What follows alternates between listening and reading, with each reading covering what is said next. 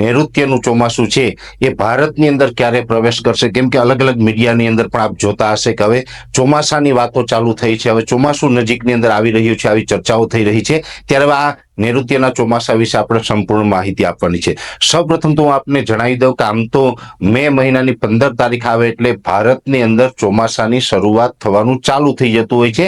ભારતની અંદર અથવા તો ભારતના જે સમુદ્રી ભાગો છે એની અંદર ચોમાસાનો પ્રવેશ થઈ જતો હોય છે. સામાન્ય રીતે જોવા જઈએ તો નૈઋત્યનું ચોમાસું છે એ સૌ પ્રથમ આપણે બંગાળની ખાડી અને જે આપણે આંદોબાર નિકોબાર ટાપુ છે આ ટાપુ ઉપર પહોંચતું હોય છે. આજે તારીખ થઈ છે 13 મે 2025. હવે આપણે જણાવવાનું છે કે જે આંદોબાર નિકોબાર ટાપુ છે એના ઉપર નૈઋત્યને ચોમાસાને પહોંચવાની નોર્મલ તારીખ છે એ છે 15 મે અને આજે 13 તારીખ થઈ ગઈ છે. અને હું આપને એ પણ જણાવી દઉં કે આંદોબાર નિકોબાર ટાપુ ઉપર ચોમાસું છે એ સમય કરતા કદાચ 24 કલાક વહેલું પણ પહોંચી શકે છે અને આંદોબાર નિકોબાર ટાપુ ઉપર હવે આવનારા 24 કલાકની અંદર ગમે ત્યારે એ વિસ્તારોની અંદર ચોમાસાની શરૂઆત થઈ શકે છે. આંદોબાર નિકોબાર ટાપુ અને બંગાળની ખાડીની અંદર હવે 24 કે 36 કલાકની અંદર ચોમાસાનો પ્રવેશ થઈ જશે અને પછી ચોમાસું છે તે ધીમે ધીમે આગળ વધશે. આંદોબાર નિકોબાર ટાપુ ઉપર ચોમાસું પહોંચ્યા પછી અનુકૂળ હવામાન મળે એટલે ઝડપથી એની પ્રગતિ થશે, ચોમાસું આગળ વધશે, ચોમાસું રોકાશે નહીં એવું અત્યારે એક અનુમાન છે.